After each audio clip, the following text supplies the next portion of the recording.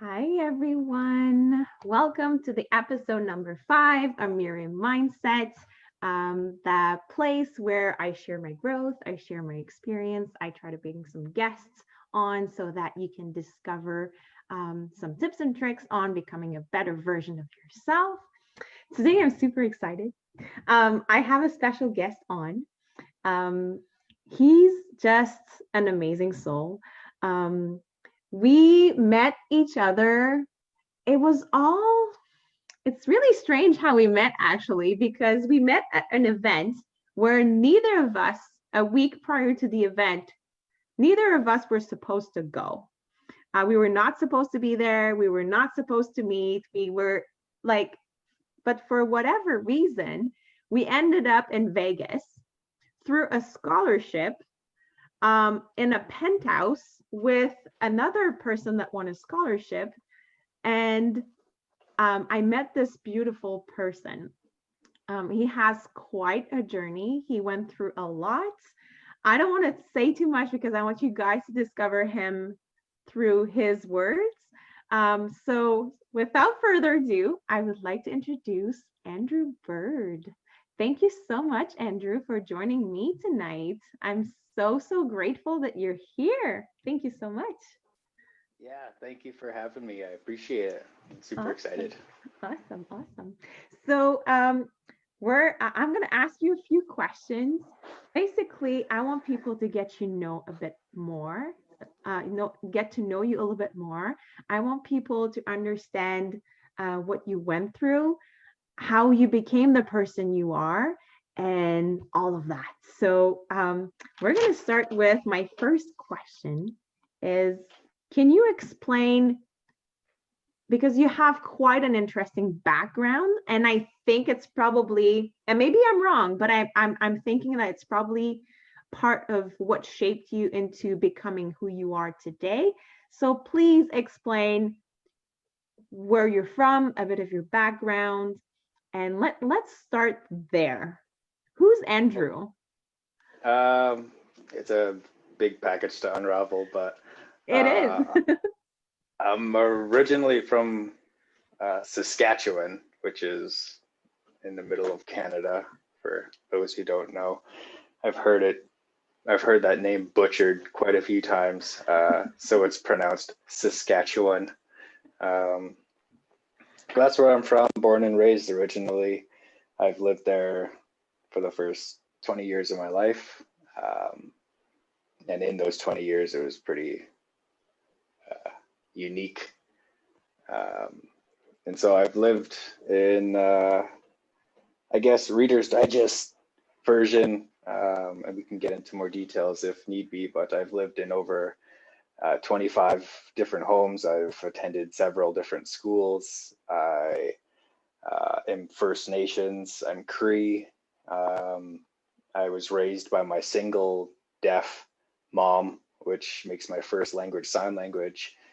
I learned how to speak through watching professional wrestling and Sesame Street. And so that makes me the weird character that I am today.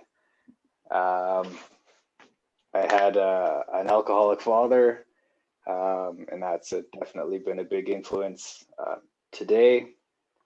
Um, I've had this childhood dream of becoming a professional wrestler, and I guess that belief and that vision and that dream of wanting to do something uh, led me to do some pretty cool things in my life. So um, That's I guess awesome. that's the beginning.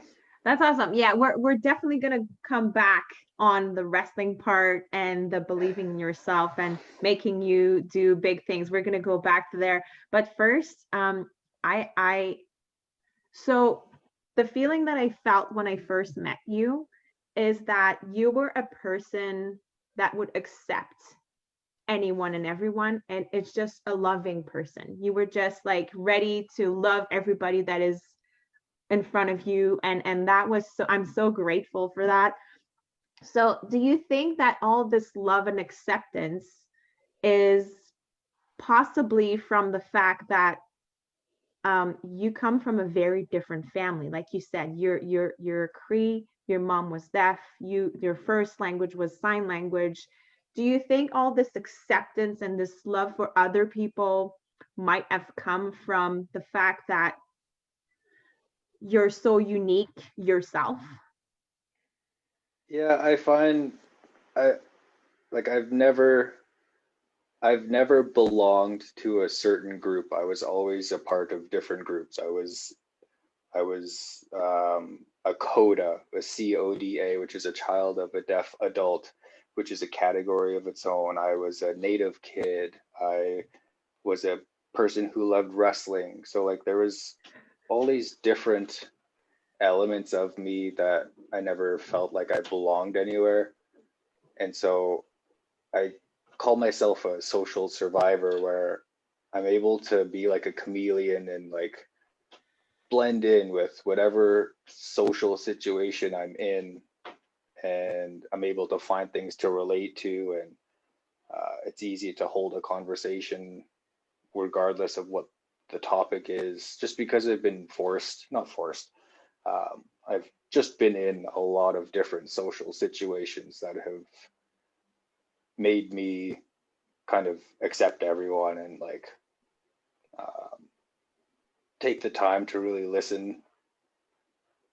And like it's interesting because with one group you'll hear one perspective, and then if you hang out with another group which might have a different perspective, you'll hear the other side. And so it kind of makes you realize that okay, they're both kind of talking about the same thing but just using different words.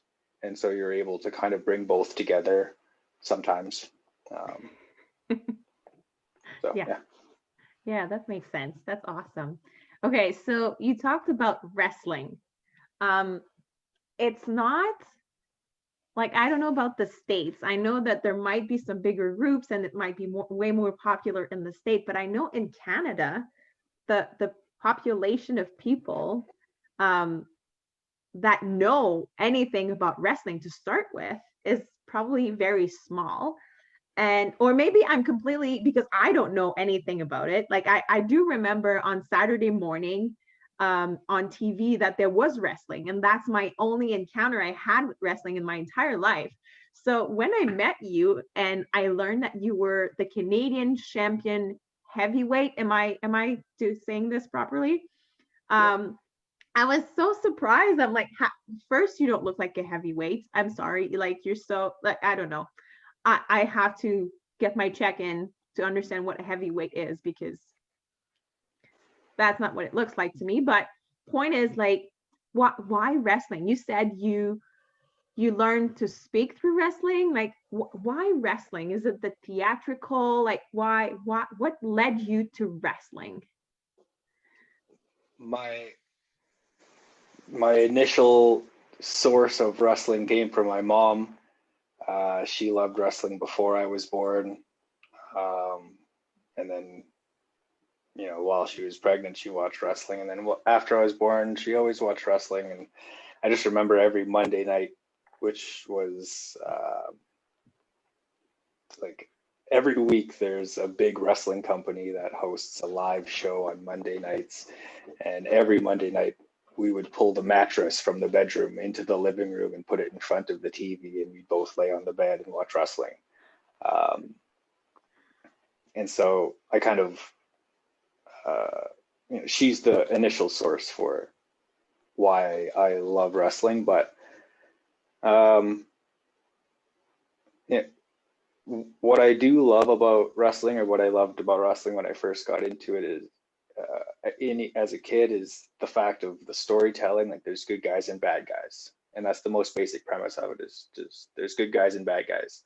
Sometimes the good guys win, and sometimes the bad guys win, and it's just this battle of good guys versus bad guys. And it kind of was similar to other cartoon shows or whatever, like Power Rangers or something like that, where there's good guys and bad guys, and so you kind of get the gist of it. And wrestling was just another source of entertainment, but for some reason it captivated me a little bit more.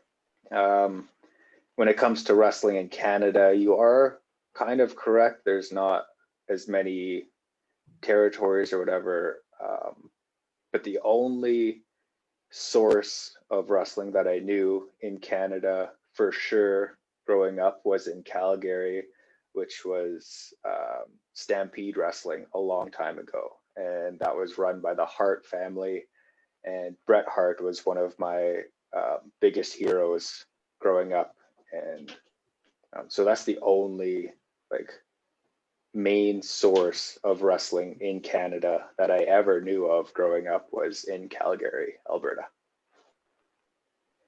Okay, that's awesome. Like I've seen, so guys, if you have the chance to go on the internet and your wrestling name is what, the Bird Nest?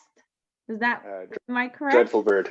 Dreadful Bird. Sorry, I'm Dreadful Bird, because you can't see it very well here, but like he has all this super long dreads. Those are impressive.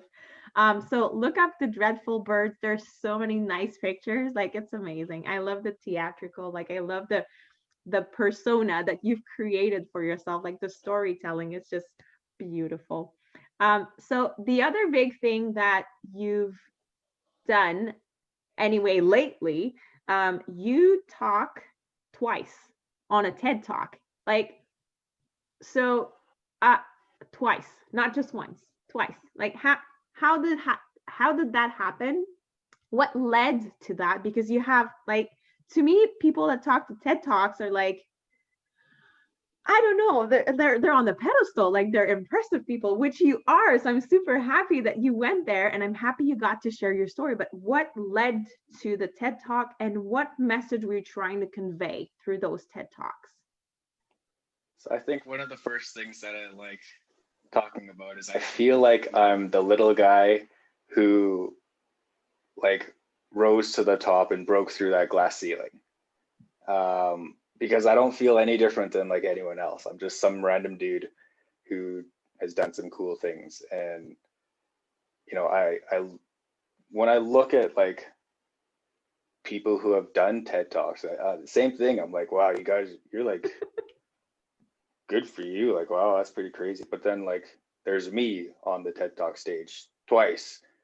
I'm like, that's crazy too. Like, so I always like to highlight that I feel like the little guy who like won for all of us. Like, and that's what I try to do is like, I did it. And if I can do it, well then like anybody can do whatever they want. I'm nothing special. I'm just some dude who took action on these crazy dreams. And anyone else can do this too. I'm no different. And so that was the first thing that I like to make sure that I highlight. How it came about. Prior to the TED Talks, to the first one, I would go around to schools and do presentations about my life story and try to motivate kids to chase their dreams too.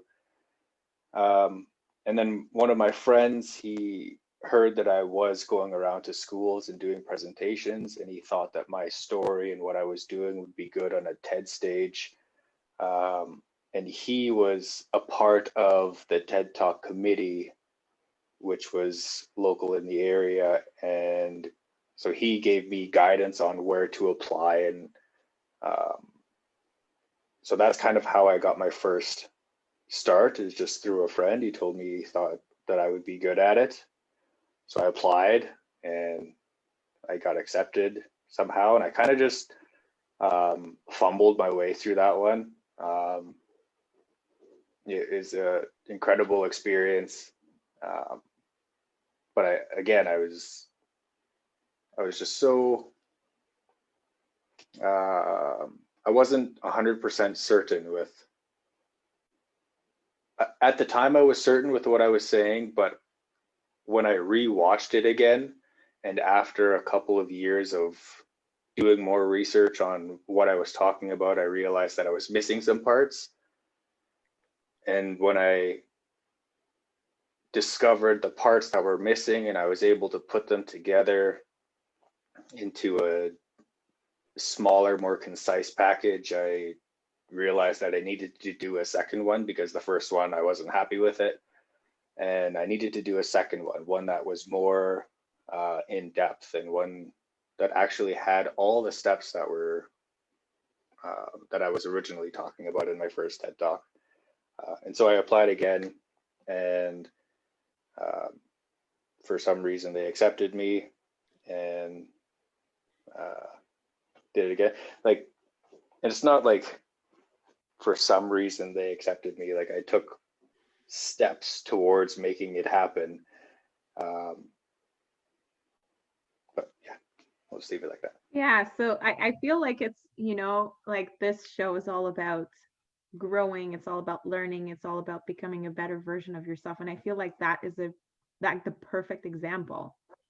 You like, it's impressive that you took the plunge the first time.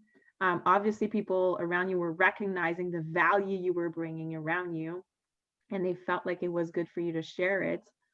But then the person you are and the growth that you keep looking for, and you're always trying to become a better version of yourself, made you understand that yes, that was good what you said, but there were pieces missing. So you added those pieces, and it's just so beautiful to see that growth. Like, it's amazing. um like, I feel that with you, there's a lot of you want to help others too. You keep saying that you're very humble. You keep saying that you're just this guy, and you're just like, but I feel like, no, you're not just this guy. You have an impact on a lot of lives. Like, yeah, see that face? Like, that's what I'm saying.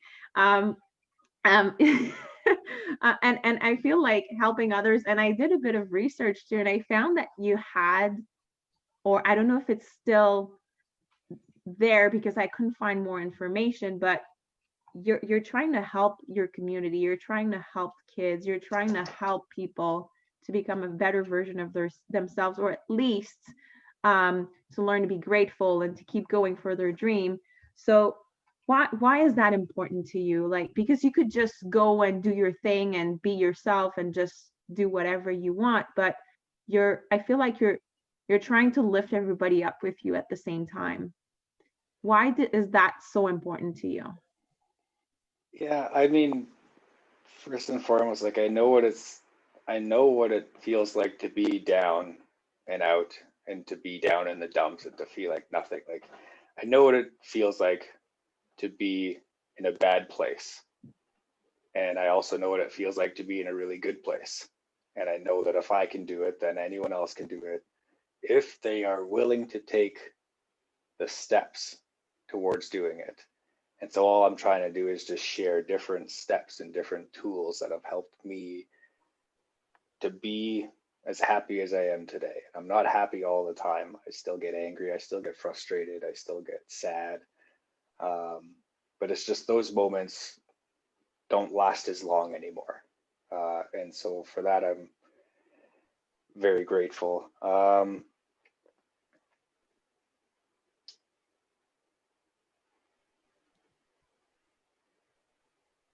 Yeah, it's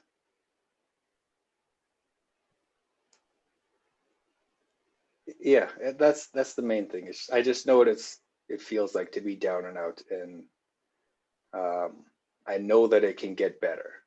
And I know when you are down and out, when you are in the middle of that crazy storm, it feels like it's not going to end, but it does, and it will. And sometimes you just need that little life raft to come floating by, and to be like, hey, it's okay for a minute, come rest for just a moment, chill out. It's all good right now.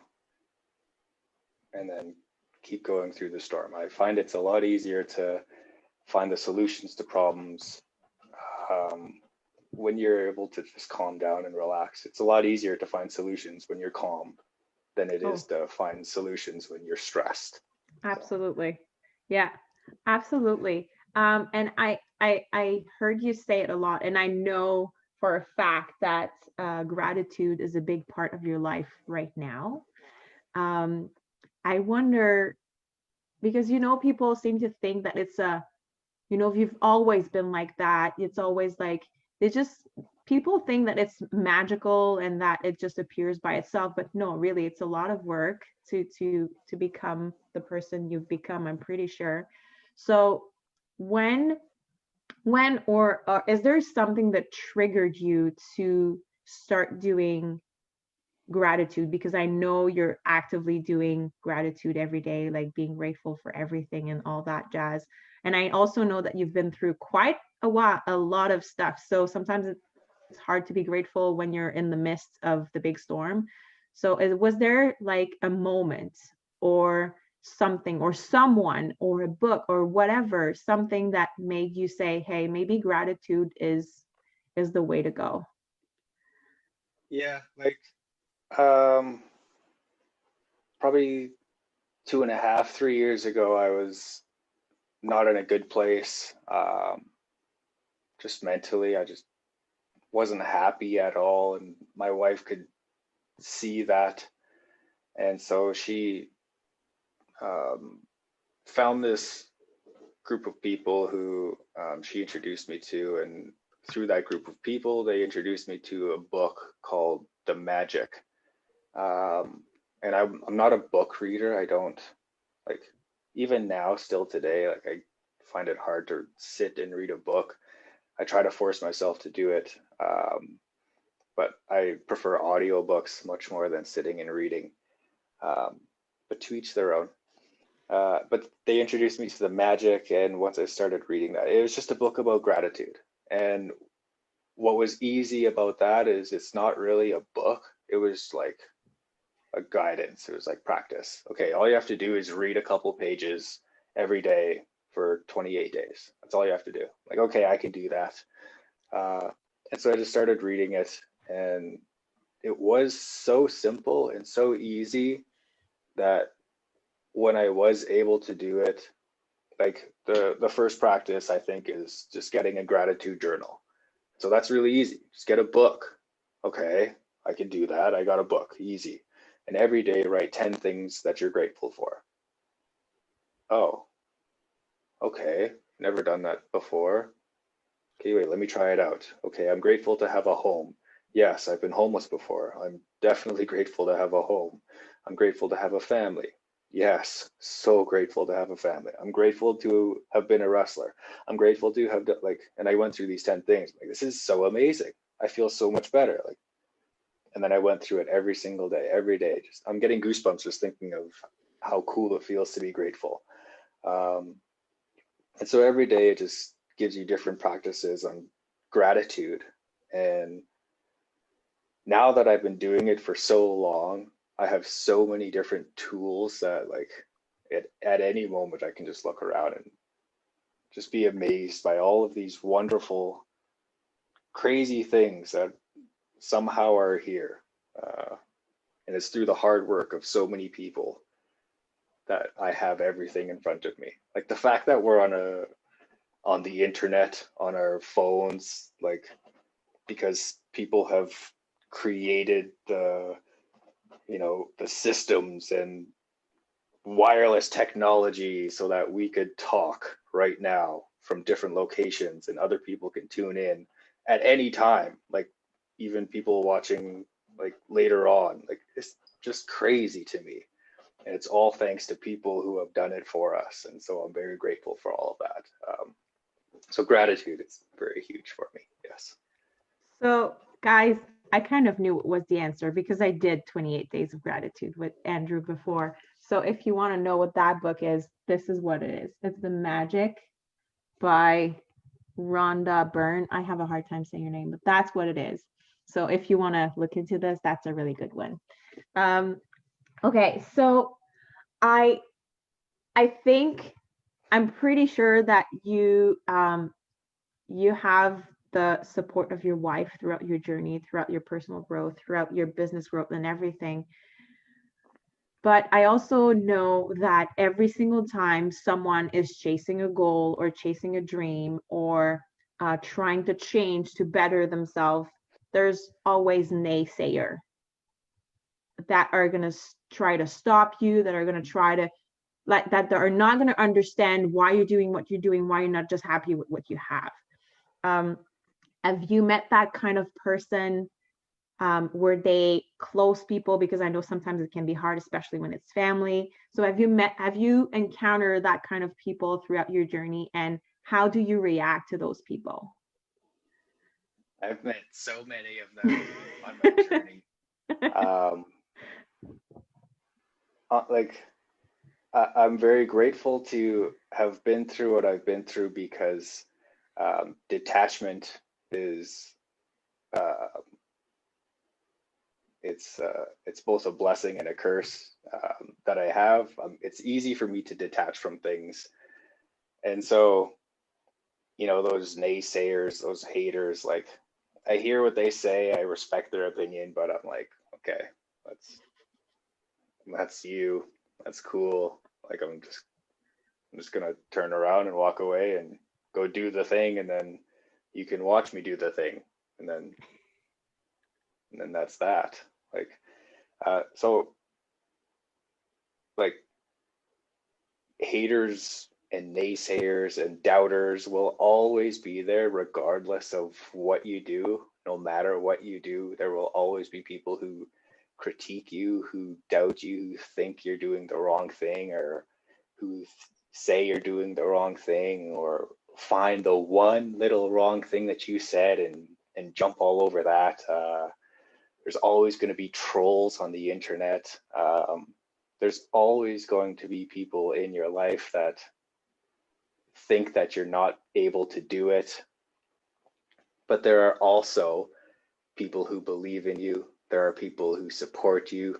There are people who trust you. There are people who love you. There are people who care for you.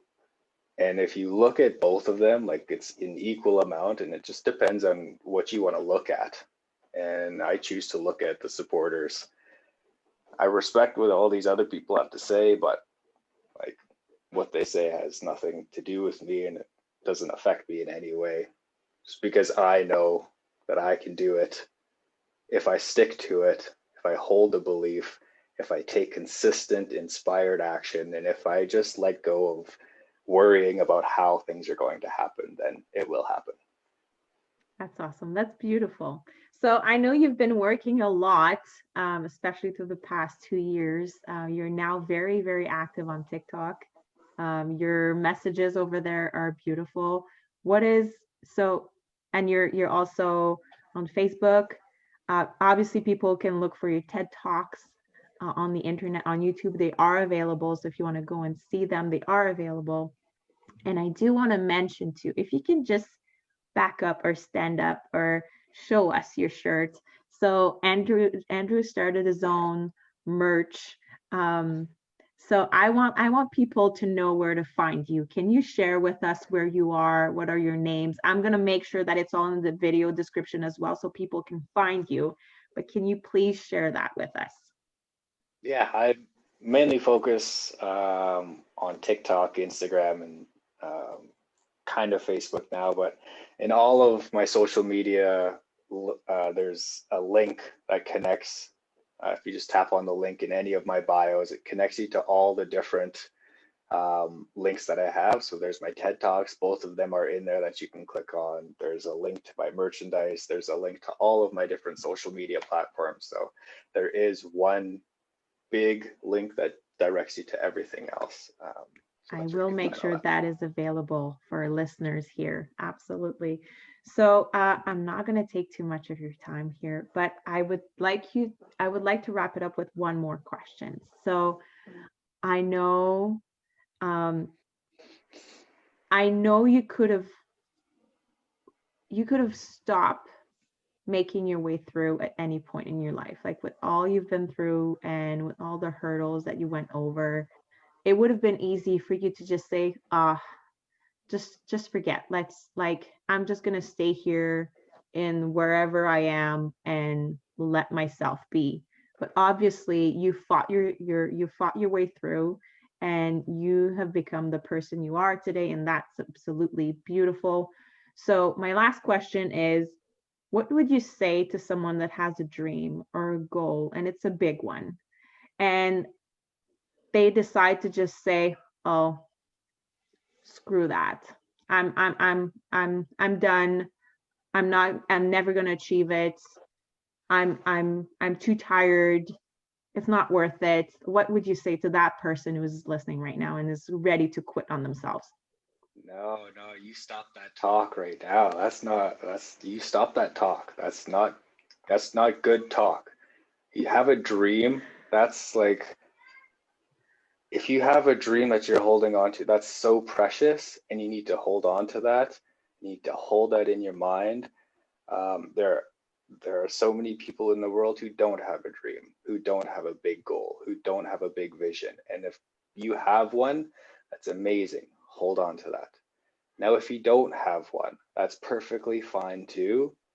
Find a goal, find a dream, find something that you love, find something that you want.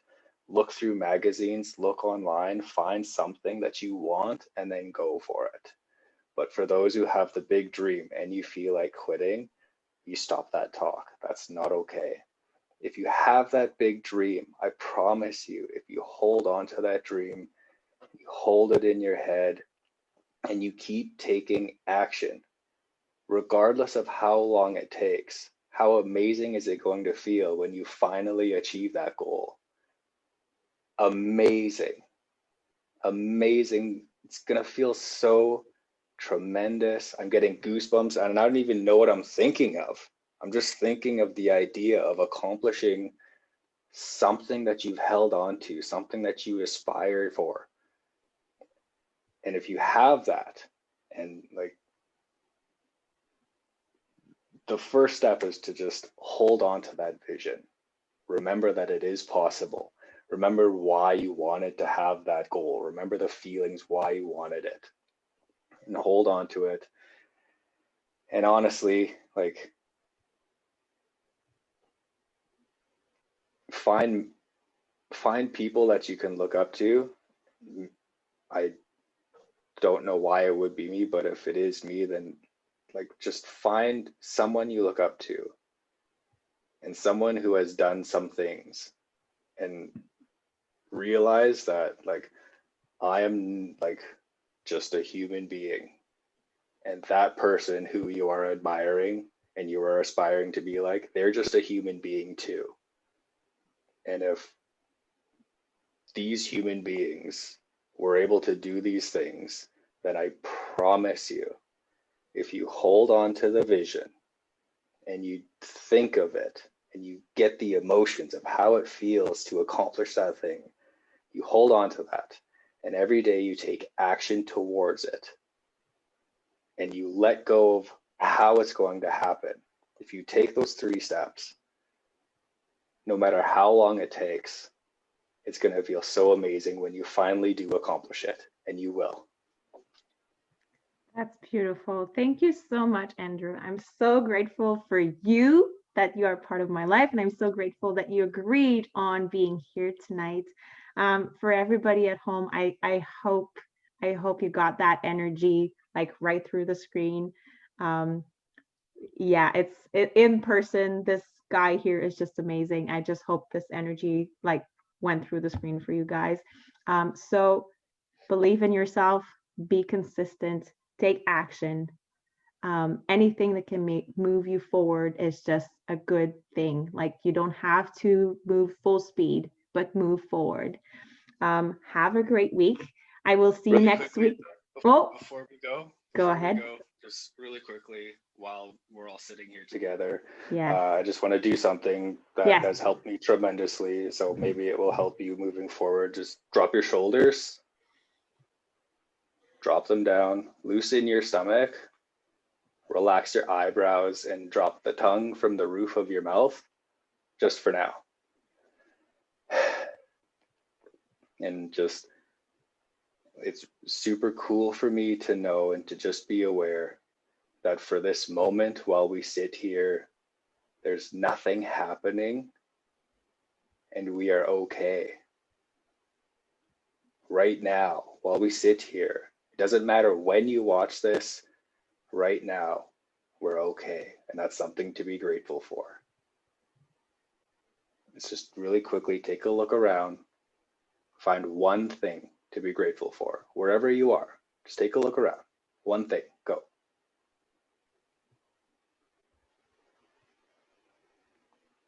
Now, I catch myself doing this all the time, and I hope that whoever watches this does this whenever they can, as often as they can, whenever you can remember, and hopefully it will help you as much as it helps me. Awesome. Thank you so much, Andrew. Have a great week, everybody. Keep moving forward. I love you, and see you next time. Bye, guys.